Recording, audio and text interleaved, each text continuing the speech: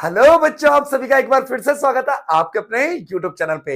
बच्चों, आज हम लोग क्लास 12 के पॉलिटिकल साइंस का एक इंपॉर्टेंट चैप्टर के इंपॉर्टेंट क्वेश्चन आंसर को पढ़ेंगे। बच्चों, आज की वीडियो में हम चैप्टर नंबर फर्स्ट, जिसका नाम है दो ध्रुवता का अंत, उसके 1 मार्क्स के इंपॉर्टेंट क्वेश्चंस को देखेंगे। तो बच्चों, वीडियो को स्किप बिल्कुल भी मत कीजिएगा, एंड तक वीडियो को जरूर देखना। तो चलो बच्चों, ज्यादा टाइम वेस्ट ना करते हुए 1 मार्क्स के जितने भी इंपॉर्टेंट क्वेश्चन है उसको पढ़ते हैं, देखते हैं और समझने की कोशिश करते हैं। वीडियो क्या पता थोड़ी सी लंबी हो जाए, पर इतना मैं आप लोगों से प्रॉमिस करता हूं कि आप लोगों के मन में इस वीडियो को देखने के बाद कोई से भी क्वेश्चंस में डाउट नहीं रहने वाले हैं। ठीक है, और हम एक एक क्वेश्चनों को अच्छे से एक्सप्लेन करेंगे, डीप देखने की कोशिश करेंगे। ठीक है, तो चले बच्चों, पहला क्वेश्चन क्या कहता है बच्चों हमारा? बाबू, पहला क्वेश्चन कह रहा है 1989 में कौन सी घटना जर्मनी के एकीकरण का कारण बनी? समझिए पहले तो भाई, जर्मनी का एकीकरण, जर्मनी क्या टूट गई थी क्या? हाँ भाई, जर्मनी का विभाजन हुआ था। कब हुआ था? शीत युद्ध के समय।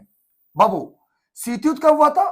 शीत युद्ध चला था बाबू आपका, शीत युद्ध 1945 से लेकर के 1991 तक। किस किस के बीच चला था? अमेरिका और सोवियत संघ के बीच। ठीक है, और शीत युद्ध के समय यूरोप कितने हिस्सों में गया था? 2, पूर्वी यूरोप और पश्चिमी यूरोप। पूर्वी यूरोप पे किसका दबदबा था बाबू? सोवियत संघ का। और पश्चिमी पे अमेरिका का। और यूरोप का एक देश था जिसका नाम है जर्मनी। जर्मनी का भी विभाजन हो गया था 2 हिस्सों में, पूर्वी जर्मनी और पश्चिमी जर्मनी। जर्मनी की राजधानी थी बर्लिन। क्या थी बाबू? बर्लिन। और बर्लिन में सोवियत संघ के द्वारा एक दीवार खड़ी की गई थी। कब खड़ी की गई थी? 1961 में। वो दीवार बाबू शीत युद्ध का प्रतीक थी। बर्लिन की दीवार किसका प्रतीक थी? शीत युद्ध का प्रतीक। तो 1989 में कौन सी घटना हुई जर्मनी में, जिसके बाद जो जर्मनी 2 हिस्सों में बटी थी, पूर्वी जर्मनी और पश्चिमी जर्मनी, ये एक हो गई? तो बाबू 1989 में 9 नवंबर 1989 को बर्लिन की दीवार को गिरा दिया गया। किसको गिरा दिया गया बाबू? बर्लिन की दीवार। तो बर्लिन की दीवार से बहुत सारे इंपॉर्टेंट क्वेश्चंस बन जाते हैं कि बर्लिन की दीवार खड़ी कब की गई? 1961 में खड़ी की गई। कब गिरा दी गई? 9 नवंबर 1989 को गिरा दी गई। बर्लिन की दीवार कितने किलोमीटर लंबी थी? तो बर्लिन की दीवार 150 किलोमीटर से अधिक लंबी थी, 28 वर्षों तक खड़ी रही, शीत युद्ध का प्रतीक थी। ये क्वेश्चन भी आप याद रखिएगा। ठीक है, नेक्स्ट क्वेश्चन देखते हैं। क्वेश्चन नंबर सेकंड कह रहा है बाबू, सोवियत प्रणाली किस विचारधारा पर आधारित थी? तो सोवियत संघ जो था ना, उसकी विचारधारा क्या थी? तो बाबू उसकी विचारधारा थी समाजवादी। क्या थी बाबू? समाजवादी विचारधारा। अच्छा, समाजवाद का मुख्य उद्देश्य क्या होता है बाबू? कल्याण करना। क्या होता है बाबू? कल्याण करना। समाजवाद का मुख्य उद्देश्य होता है कल्याण करना, और समाजवादी अर्थव्यवस्था में सरकार का पूर्ण नियंत्रण होता है। सरकार का पूर्ण नियंत्रण होता है। ठीक है, पूरा का पूरा कंट्रोल किसका होता है? सरकार का। क्लियर हो गया बाबू? क्वेश्चन नंबर 3, क्वेश्चन नंबर 3 क्या कह रहा है? समाजवादी सोवियत गणराज्य कब अस्तित्व में आया? सोवियत संघ अस्तित्व में कब आया? तो बच्चों, रूसी क्रांति के बाद 1917 में सोवियत संघ जो था वो अस्तित्व में आया। ठीक है बाबू? और हाँ, इस वीडियो को बाबू आगे कंटिन्यू करने से एक बात इंपॉर्टेंट, पहले मैं आपको एक बात बता देता हूं। कई बच्चों के मैं देखता हूं वीडियोस पे कमेंट रहते हैं कि सर ये पीडीएफ कहां से लिया आपने, ये तो उस बुक की है या इस बुक की है। पहले बात बता दो बाबू, कोई भी टीचर कहीं से क्वेश्चन को पैदा नहीं कर देता है, समझ रहे? वो किसी ना किसी बुक से ही कॉपी की हुई क्वेश्चन होते हैं। कोई अगर आपको टीचर कहता है ना कि भाई मैंने ये बहुत वेरी इंपॉर्टेंट क्वेश्चन है, मैंने खुद बनाया है, तो हे भगवान जी, हे प्रभु जी, आप इकलौते इस सृष्टि के कर्ता धर्ता ब्रह्मा जी हैं। आप ही ने इस सृष्टि को रचा है और आप ही इस क्वेश्चन को भी रच रहे हैं। तो बच्चों, इस झांसे में किसी के भी मत फंसा करिए, है ना? सारे क्वेश्चन कहीं ना कहीं से किसी ना किसी बुक से ही होते हैं, और एनसीईआरटी से तो बाहर कोई भी टीचर आपको क्वेश्चन बना के दे नहीं सकता। बातों को समझिए। ठीक है, तो आप जो आपको क्वेश्चन मिलते हैं, जो उनसे भी मिलते हैं, उसका बार बार मल्टीपल टाइम्स ऑफ प्रैक्टिस जरूर किया करो। ठीक है, तो बच्चों नेक्स्ट क्वेश्चन देखते हैं। क्वेश्चन नंबर 4 क्या कह रहा है?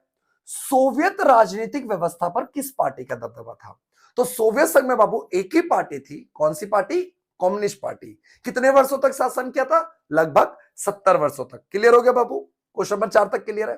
क्वेश्चन नंबर 5 देखिए, यूएसएसआर में कैसी अर्थव्यवस्था थी? तो सोवियत संघ में कैसी अर्थव्यवस्था थी बाबू? पहला तो नियोजित अर्थव्यवस्था थी। कैसी थी बाबू? नियोजित, मतलब प्लान्ड। दुनिया का पहला देश था सोवियत संघ, 1928 में अपनी अर्थव्यवस्था को नियोजित बनाई थी। नियोजित का मतलब कुछ भी काम करने से पहले प्लानिंग करेंगे, और इन्होंने प्लानिंग करने के लिए बनाई थी बाबू पंचवर्षीय योजना। क्या बनाई थी बाबू? पंचवर्षीय योजना। ठीक है, आने वाले 5 सालों के लिए क्या क्या काम करेंगे। तो सोवियत संघ की अर्थव्यवस्था कैसी थी? नियोजित थी। दूसरा भाई समाजवादी अर्थव्यवस्था थी। कैसी थी बाबू? समाजवादी। क्लियर हो गया? तो सोवियत संघ की अर्थव्यवस्था कैसी थी? नियोजित अर्थव्यवस्था थी, समाजवादी अर्थव्यवस्था थी। क्वेश्चन नंबर 6, सोवियत प्रणाली के अनुसार राज्य की प्रमुख प्राथमिकता क्या थी? तो सोवियत प्रणाली के अनुसार राज्य का मेन धर्म क्या था, मेन कर्तव्य क्या थे? समाजवाद की स्थापना करना। किसकी स्थापना करना बाबू? समाजवाद की स्थापना करना। क्वेश्चन नंबर 6 क्लियर हो गया आपको? क्वेश्चन नंबर 7 देखिए, सोवियत संघ कितने गणराज्यों को मिलकर बना था भैया? कितने गणराज्यों का समूह था? 15 गणराज्यों का। सोवियत संघ जो बना था बाबू, देखिए बड़ा सा देश रूस, फिर पूर्वी यूरोप और मध्य एशिया। क्या बाबू? मध्य एशिया के 15 गणराज्यों को मिलकर एक बड़ा देश बना था जिसका नाम पड़ा सोवियत संघ। क्या नाम पड़ा बाबू? सोवियत संघ। क्लियर है? क्वेश्चन नंबर 7 क्लियर हो गया। अब देखिए आगे चलते हैं, क्वेश्चन नंबर 8 देखते हैं। बाबू क्वेश्चन नंबर 8 कह रहा है, पूर्वी यूरोप के देश किस खेमे में आते हैं? पूर्वी यूरोप, अभी मैंने शुरू में बताया था यूरोप कितने हिस्सों में गया था शीत युद्ध के समय? 2। पूर्वी यूरोप सीधे हाथ की तरफ, पश्चिमी यूरोप। पूर्वी यूरोप पे किसका कब्जा था बाबू? किसका दबदबा था? यूएसएसआर। और पश्चिमी पे यूएसए। तो क्वेश्चन क्या कह रहा है? क्वेश्चन नंबर 8 हमारा, पूर्वी यूरोप के देश किस खेमे में आते थे? सोवियत खेमे में आते थे। किस खेमे में आते थे बाबू? सोवियत खेमे में। नेक्स्ट क्वेश्चन देखिए, क्वेश्चन नंबर 9, सोवियत संघ के द्वारा बनाया गया एक सैनिक संगठन का नाम क्या है? तो देखो जब शीत युद्ध चल रहा था ना बाबू, शीत युद्ध, तो शीत युद्ध के टाइम पे कितनी महाशक्ति थी? 2 थी। एक तो थी अमेरिका यूएसए, और एक थी सोवियत संघ यूएसएसआर। ठीक है, तो सोवियत संघ ने कुछ सैनिक संगठन बनाए। कौन कौन से? नाटो, NATO नाटो, सीटो SEATO सीटो, सेंटो CENTO। क्लियर है? अमेरिका ने कौन कौन से सैनिक संगठन बनाए? नाटो, सीटो, सेंटो। सोवियत संघ ने बदले में बनाया वार्सा पैक्ट। क्या बनाया बाबू? वार्सा पैक्ट कह लो, या कह सकते हो आप वार्सा संधि। तो क्लियर हो गया? क्वेश्चन नंबर 9, सोवियत संघ के द्वारा बनाया गया सैनिक संगठन का नाम क्या था? Warsaw pact. अमेरिका ने बनाए थे नाटो, सीटो, सेंटो। ठीक है, अच्छा नेक्स्ट क्वेश्चन देखते हैं बाबू, यूरोपीय आर्थिक समुदाय के निर्माण में समझौते पर किन देशों ने हस्ताक्षर किया?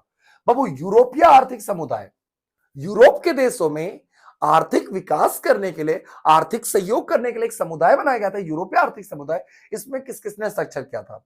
बेलारूस, कजाकिस्तान और किर्गिस्तान ने। क्लियर हो गया बाबू? आगे देखिए क्वेश्चन नंबर 11, बर्लिन की दीवार कब तोड़ दी गई? तो मैंने बताया था बर्लिन की दीवार खड़ी कब की गई थी? 1961। बर्लिन कहां की राजधानी बाबू? जर्मनी की। बर्लिन की दीवार किसका प्रतीक थी? शीत युद्ध का। बर्लिन की दीवार जर्मनी को कितने हिस्सों में बांटती है? 2, पूर्वी जर्मनी और पश्चिमी। बर्लिन की दीवार कब तोड़ दी गई? 9 नवंबर 1989। किसने बनवाई थी, खड़ी करवाई थी? सोवियत संघ ने। किसने गिरा दी? पूर्वी जर्मनी के हम लोगों ने। जल्दी जल्दी बोल रहा हूं, कमेंट करके बताओ ना, जल्दी बोल रहा हूं तो, है ना? तो आराम से बोलूंगा मैं अगली वीडियो में, है ना? और वीडियो कैसी लगती है बताया करें कमेंट करके, अच्छी लगती है, बुरी लगती है, जो भी लगती है आप बताया करो। ठीक है, क्वेश्चन नंबर 12, कौन से गणराज्य सोवियत संघ के साथ रहना चाहते थे? तो बाबू सोवियत संघ से अलग नहीं होना चाहते थे। मध्य एशिया के देश। कौन से देश बाबू? मध्य एशिया के देश सोवियत संघ के साथ रहना चाहते थे, वो अलग नहीं होना चाहते थे। क्लियर हो गया बाबू? क्वेश्चन नंबर 13 देखिए, किन गणराज्यों ने सोवियत संघ की समाप्ति की घोषणा करी? बाबू यही क्वेश्चन घुमा के पूछेगा, किन देश, कौन से देश सोवियत संघ से सबसे पहले अलग हो गए? रूस, बेलारूस, यूक्रेन। बोलेंगे मेरे साथ, रूस, बेलारूस, यूक्रेन। क्लियर हो गया? कौन से गणराज्य सोवियत संघ की समाप्ति की घोषणा करी? रूस, बेलारूस, यूक्रेन। कौन से देश सोवियत संघ से सबसे पहले अलग हो गए थे भैया? रूस, बेलारूस, यूक्रेन। क्लियर हो गया? क्वेश्चन नंबर 14 देखते हैं, एक सेकेंड। 14 देखिए, सोवियत संघ के अंतिम राष्ट्रपति कौन था? कितने समय के लिए बना? तो सोवियत संघ के जो आखिरी राष्ट्रपति थे बाबू हमारे, वो थे मिखाइल गोर्बाचेव। कौन थे बाबू? Mikhail Gorbachev. कितने वर्षों तक रहे? 6 वर्षों तक। कब से कब तक? 1985 से 1991। ये क्वेश्चन कब आया आपका? दिल्ली सीबीएसई बोर्ड 2019 के पेपर में। क्लियर है? अच्छा, अगला क्वेश्चन, क्वेश्चन नंबर 15। सोवियत संघ का उत्तराधिकारी किसे स्वीकार किया गया? बाबू सोवियत संघ का उत्तराधिकारी कौन बना? तो सोवियत संघ का उत्तराधिकारी बना था हमारा रूस। Important question. सोवियत संघ का विघटन हो गया 25 दिसंबर 1991 को। उसके विघटन के बाद उसका उत्तराधिकारी कौन बना? रूस बना। ठीक है। Question number 16। सोवियत संघ में 1991 में हुए तख्तापलट की घटना का विरोध बोरिस येल्त्सिन ने क्यों किया? बाबू जो मिखाइल गोर्बाचेव का तख्तापलट हुआ था ना, अहम भूमिका तो बोरिस येल्त्सिन ने निभाई थी, पर इसका विरोध क्यों किया?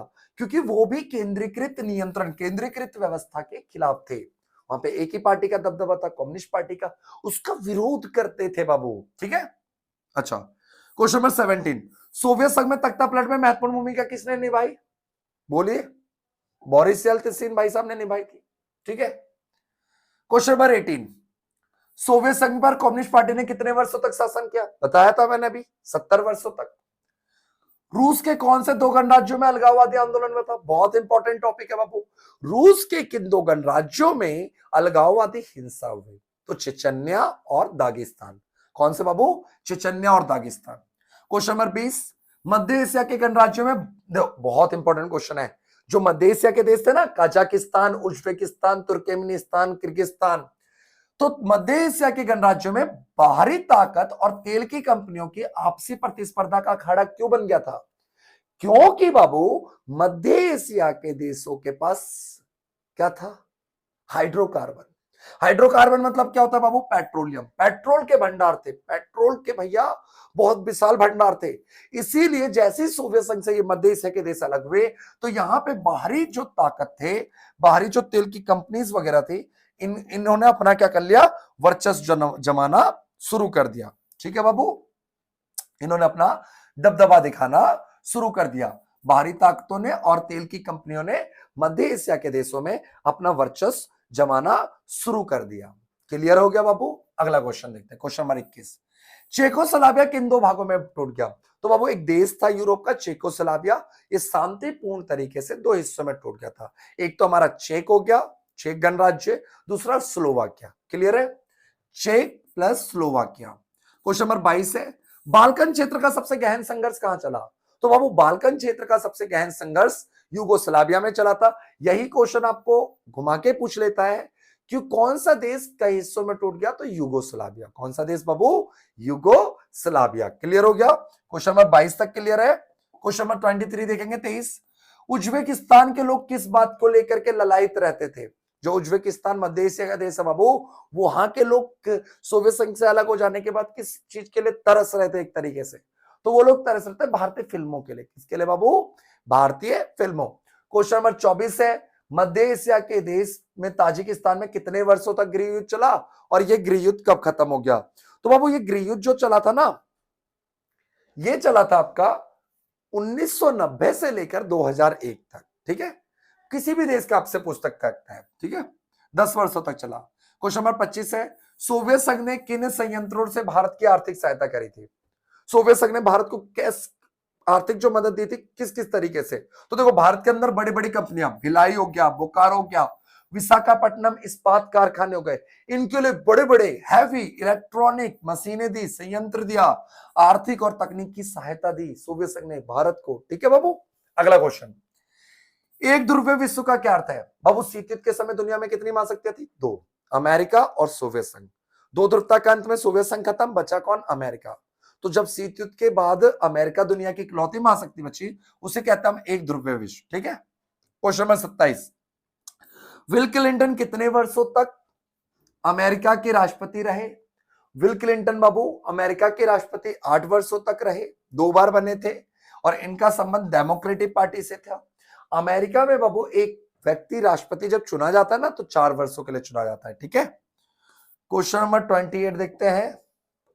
क्वेश्चन नंबर 28 है बाबू, प्रथम खाड़ी युद्ध किसके विरुद्ध लड़ा गया और इसमें कितने बाबू देशों की सेना ने भाग लिया? तो प्रथम खाड़ी युद्ध आपको मैंने पढ़ा रखा है, इराक ने कुवैत पे हमला किया था, मात्र 6 घंटे में कब्जा किया था। वही वाला प्रथम खाड़ी युद्ध। प्रथम खाड़ी युद्ध बाबू 34 देशों ने की मिलीजुली सेना थी, 6,60,000 सैनिक थे। प्रथम खाड़ी युद्ध देखिए बाबू, प्रथम खाड़ी युद्ध में ना बाबू, प्रथम खाड़ी युद्ध में क्या हुआ था, एक सेकेंड, प्रथम खाड़ी युद्ध में क्या हुआ था बाबू, प्रथम खाड़ी युद्ध में 34 देशों की सेना ने भाग लिया था, है ना, 34 देशों की सेना ने भाग लिया था और ये इराक के विरुद्ध लड़ा गया था। किसके विरुद्ध लड़ा गया था, इराक के विरुद्ध। कोई दिक्कत तो नहीं। नेक्स्ट क्वेश्चन देखिए, क्वेश्चन नंबर 29 है बाबू, प्रथम खाड़ी युद्ध को किस नाम से जाना जाता है। जो प्रथम खाड़ी युद्ध था जिसमें इराक ने कुवैत पर हमला किया और मात्र 6 घंटे में इराक पे कब्जा कर लिया, और शांत कराने कौन आया था, UNO, United Nation Organisation. UNO की स्थापना बाबू कब हुई थी, क्वेश्चन पूछ लेता है, 24 अक्टूबर 1945 को हुई थी, दूसरे विश्व युद्ध के बाद, after the second world war. ठीक है, एस्टेब्लिशमेंट ऑफ द यूएनओ। बहुत तो प्रथम खाड़ी युद्ध को किस नाम से जाना जाता है, ऑपरेशन डेजर्ट स्टॉर्म के नाम से जाना जाता है। क्लियर है। क्वेश्चन नंबर 30, इराक के खिलाफ किसने मोर्चा खोला था। तो इराक के खिलाफ 34 देशों की संयुक्त सेना ने मोर्चा खोला था, जिसमें सैनिक कितने थे, 6,60,000 थे। क्लियर हो गया बच्चों। अब देखिए कौन सा युद्ध वीडियो गेम वॉर के नाम से जाना जाता है। तो प्रथम खाड़ी युद्ध को हम किस नाम से जानते हैं बाबू, ऑपरेशन वीडियो गेम वॉर। अच्छा, इसे वीडियो गेम वॉर, प्रथम खाड़ी युद्ध को, या कंप्यूटर वॉर क्यों कहते हैं, कमेंट करके आप बताएं मुझे। ठीक है, चलो क्वेश्चन नंबर 32 देखो, ऑपरेशन इराकी फ्रीडम का उद्देश्य क्या था। भाई ऑपरेशन इराकी फ्रीडम का उद्देश्य क्या था, अमेरिका अपनी मनपसंद की क्या बनाना चाहता था, इराक में सरकार स्थापित करना चाहता था, और इसकी बुरी नजर थी तेल के भंडारों पे, इराक के तेल के भंडारों पे। राष्ट्रपति क्लिंटन के समय कौन सा ऑपरेशन हुआ था, ऑपरेशन इन्फिनाइट रीच। भाई साहब 1998 केनिया और तंजानिया में, याद है, केनिया तंजानिया में क्या हुआ था घटना, अलकायदा वालों ने बमबारी कर दी थी अमेरिका के दूतावासों पे। बच्चों क्वेश्चन नंबर 34, संयुक्त राज्य अमेरिका के संदर्भ में 9/11 से क्या अभिप्राय है। 9/11 एक आतंकवादी घटना थी, 11 सितंबर 2001 को आतंकवादी हमला हुआ था, है ना। ठीक है बाबू। क्वेश्चन नंबर 35, अमेरिका पे हुए आतंकवादी हमले को क्या कहते हैं। अमेरिका पे हुए आतंकवादी हमले को बाबू 9/11 की घटना कहते हैं। 9/11 की घटना क्या थी, तो देखो 9/11 की घटना में क्या होता है, 11 सितंबर 2001 को अरब देशों के बाबू 19 अपहरणकर्ताओं ने 4 अमेरिका के विमानों को कब्जा कर लिया और उन्हें अलग अलग जगहों पर टकरा दिया। पहले 2 विमान न्यूयॉर्क में स्थित वर्ल्ड ट्रेड सेंटर के उत्तरी दक्षिणी टावर 2 विमान गए। तीसरा, अमेरिका के वॉशिंगटन डीसी राज्य में बाबू पेंटागन, पेंटागन क्या आता है, आपका अमेरिका का रक्षा मंत्रालय, उस पर टकराया। चौथा विमान पेंसिल्वेनिया के खेतों में या गांव में जाके गिर गया था। ठीक है, चौथे विमान को कहा जाता है टकराना था अमेरिका के संसद भवन से। ठीक है, क्वेश्चन नंबर 37 है बाबू, संयुक्त राज्य अमेरिका के संदर्भ में 9/11 के हमला के जवाब में क्या किया। अमेरिका ने भैया एक ऑपरेशन चलाया, ऑपरेशन एंड्यूरिंग फ्रीडम, जिसमें भैया आतंकवाद के खिलाफ विश्वव्यापक युद्ध छेड़ दिया। विश्वव्यापक क्या छेड़ दिया बाबू, युद्ध। ठीक है, आगे देखिए क्वेश्चन नंबर 38, WTC का फुल फॉर्म क्या है। WTC वर्ल्ड ट्रेड सेंटर, क्या है बाबू, वर्ल्ड ट्रेड सेंटर, WTC का फुल फॉर्म। ठीक है, क्वेश्चन नंबर 39 है, ऑपरेशन एंड्यूरिंग फ्रीडम क्या था। बाबू ऑपरेशन एंड्यूरिंग फ्रीडम आतंकवाद के खिलाफ एक की गई अमेरिका के द्वारा कार्रवाई थी। ठीक है, जिसमें अफगानिस्तान और के तालिबान के शासकों को और क्या कहते हैं अलकायदा को मतलब मुंह तोड़ जवाब दिया गया था अमेरिका के द्वारा। Question number 40, operation desert storm के प्रमुख अमेरिकी जनरल कौन थे, नॉर्मन श्वार्ज़कोप। कई बच्चे इसको नजरअंदाज कर देते हैं, इस क्वेश्चन को, नॉर्मन श्वार्ज़कोप वालों को प्लीज मत कीजिएगा बाबू आप। क्वेश्चन नंबर 41 है बाबू, ऑपरेशन डेजर्ट स्टॉर्म का प्रमुख उद्देश्य क्या था।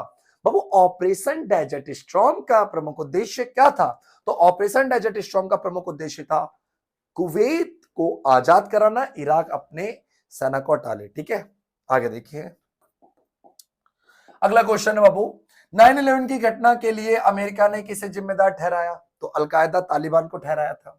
11 सितंबर 2003 नहीं 1 होगा को 2 विमानों ने कहां के विश्व व्यापार केंद्र, बोले तो WTC के 2 टावरों को ध्वस्त किया था। तो अमेरिका का एक राज्य है बाबू न्यूयॉर्क, न्यूयॉर्क। ठीक है, सीआईएस का पूरा नाम लिखिए तो कॉमनवेल्थ ऑफ इंडिपेंडेंट स्टेट, स्वतंत्र राज्यों का राष्ट्रमंडल। ठीक है। सीआईएस की स्थापना कब हुई थी? वेरी इंपॉर्टेंट भाई, सीआईएस की स्थापना हुई थी 8 दिसंबर 1991 को हुई थी। आगे देखिए भाई, सीआईएस का पूरा नाम हो गया, सीआईएस की स्थापना हो गई। वर्तमान में सीआईएस के सदस्य देश कितने हैं भाई? 12 है ना, याद रखिएगा याद बच्चों। अरब क्रांति शुरुआत हुई थी 2009। अरब क्रांति कहां से शुरुआत हुई थी? अफ्रीका, उत्तरी अफ्रीका का एक देश है बाबू, टुनीशिया से शुरू हुई थी। अरब क्रांति का प्रारंभ किन देशों में रहा असर? तो यमन, बहरीन, लीबिया, सीरिया, अरब देशों में रहा। शॉक थेरेपी से जुड़ा हुआ एक परिघटना बताई दीजिए। तो शॉक थेरेपी में बहुत बड़े लेवल पे एक गहरा सेल किया गया था। ठीक है। रूसी मुद्रा रूबल जो थी उसमें गिरावट आई थी, उद्योग धंधों का पतन हो गया था। आप जो भी कर सकते हैं। तो बच्चों बताओ वीडियो कैसी लगी आप लोगों को, कमेंट बॉक्स में। अगर आप लोगों को वीडियो में कुछ सुधार करने की जरूरत लगती है तो कमेंट बॉक्स में जरूर कमेंट करके बताएं। और अगर आप हमसे कनेक्ट होकर पढ़ना चाहते हैं, हमारी क्लासेस लेना चाहते हैं, तो आप हमारे प्ले स्टोर से हमारे राजा कोचिंग इंस्टीट्यूट के ऐप को डाउनलोड कर सकते हैं। डिस्क्रिप्शन बॉक्स में आपको हमारे ऐप का लिंक मिल जाएगा और आप हमारे बैचेस को ज्वाइन कर सकते हैं। हमारे जो पॉलिटिकल साइंस के बैच है बच्चों क्लास 12 के, वो 499 499 में पूरे साल का बैच मिलता है आप लोगों को। 499 में आप लोगों को पूरी पॉलिटिकल साइंस की अच्छे से तैयारी करवाई जाती है, A to Z तैयारी करवाई जाती है। चले ज्यादा अगर आपको ऐप से जुड़ी जानकारी चाहिए तो हमारा डिस्क्रिप्शन बॉक्स में नंबर दे रखा है, व्हाट्सएप नंबर, उस पर व्हाट्सएप कर सकते हैं। तब तक के लिए जय हिंद, जय भारत। मिलते हैं, अलविदा अगली वीडियो में।